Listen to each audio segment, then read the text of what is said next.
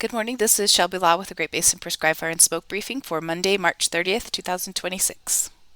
Taking a look first at our current fire activity, we can see the ongoing and planned prescribed fires in pink here. A lot of activity in Idaho, and then our yellow fires are the wildfires. We've seen most of those occurring in Utah. But however, we have seen some of them popping up in Idaho, including a 230-acre fire here on the Boise district over the weekend. Precipitation for the past 14 days is shown here on the left. It's been a very dry month of March. Really hardly anything to speak of for the last 2 weeks. And then even if we look at the percent of normal for the past 30 days, we're still looking at a very dry signal, especially across central and southern Nevada and Utah. It's been dry everywhere for the month of March.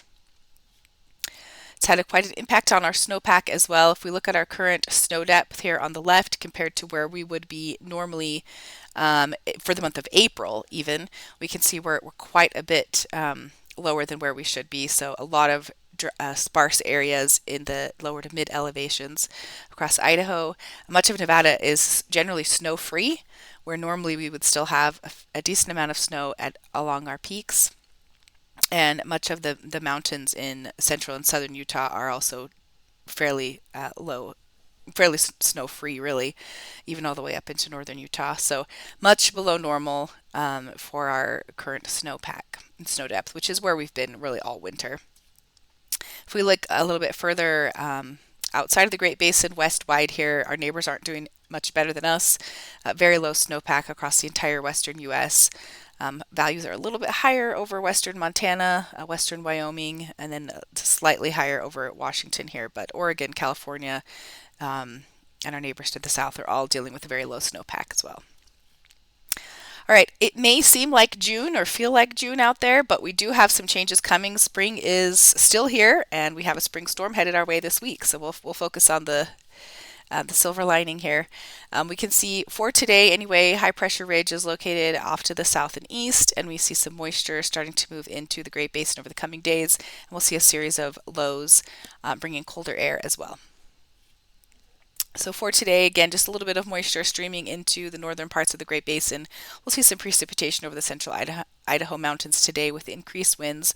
Ventilation rates are going to be very high today as well with some of those increased winds. So stronger winds here over northern Nevada, in the upper Snake River Plain in Idaho, western Wyoming, parts of southern Utah, and the Arizona Strip. So a decent amount of gustier winds out there. Mixing heights are also elevated today. Again, for the precipitation today, it's going to be mainly focused over the central Idaho mountains and into western Wyoming. We should see some increasing cloud cover today. Maximum temperatures are still on the warm side for much of Utah and Nevada, highs in the 70s still. Kind of our last warm day before things start to cool down. But cooler temperatures will be moving into the northern areas today with a little bit of that precipitation. On Tuesday, our first little trough starts to come through, bringing cooler temperatures and a better chance of precipitation moving south through the Great Basin. Ventilation rates are also going to be higher on Tuesday. The winds on Tuesday are really going to be on the stronger side over southern Nevada, southern and southeast Utah, with those gusty southwest winds, pretty strong, up to 35, 40 miles an hour or so. And then we will still have some breezy conditions further north. Mixing heights are going to be very high across Utah and southern Nevada as well. The temperatures start to come down on Tuesday, with highs dropping into the low 60s across Nevada, even into the 50s across Idaho. Still slightly warmer in Utah on Tuesday as the cooler air continues to move through.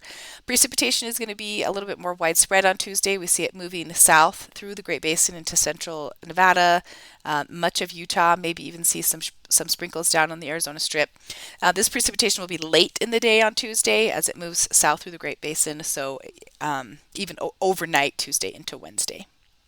On Wednesday, we'll see a stronger trough developing off the Pacific coast, Pacific Northwest coast. This will bring more moisture into the central Idaho mountains and cooler air starting to come in for the second half of the work week.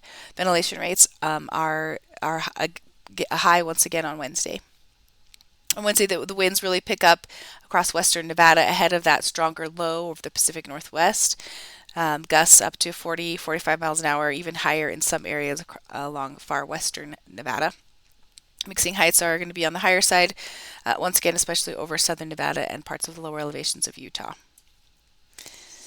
Temperatures still staying in those upper 50s to low 60s across much of the Great Basin on Wednesday, and we'll see that precip moving into the central Idaho mountains, maybe some lingering precip in Utah. The 3-day precip totals are shown here, so we'll see that precipitation really moving in Tuesday into Wednesday across much of the Great Basin. And the clearing index for Utah is going to be pretty high for the next couple of days. On Thursday, that main trough moves through, bringing quite a bit cooler temperatures to the Great Basin, and we'll see the next shot of precipitation, mountain snow coming to the northern portions of the area on Thursday. Ventilation rates will be elevated again. And that low continues to move off to the east. On Friday, we'll see precipitation decreasing with generally northerly flow in place across the area. Ventilation rates may begin to decrease just a bit.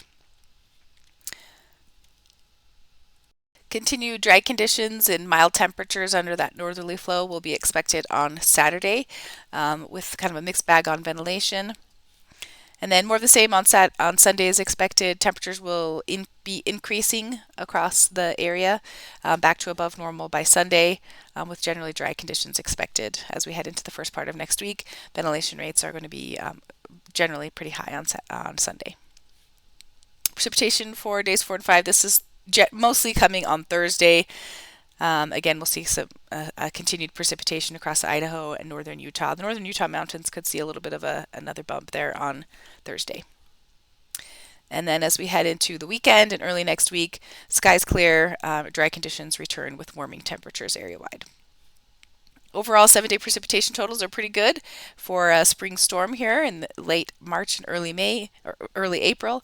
Looking for low elevation rain and high elevation snow. Some of these snow totals are pretty decent for the time of year, certainly more than what we've seen for quite some time. So in these darker purples or maroons here in Idaho, we could be up to maybe 12, 14 inches. In the lighter purples, maybe 6 to 8 or 10 inches. So a decent little spring storm coming our way.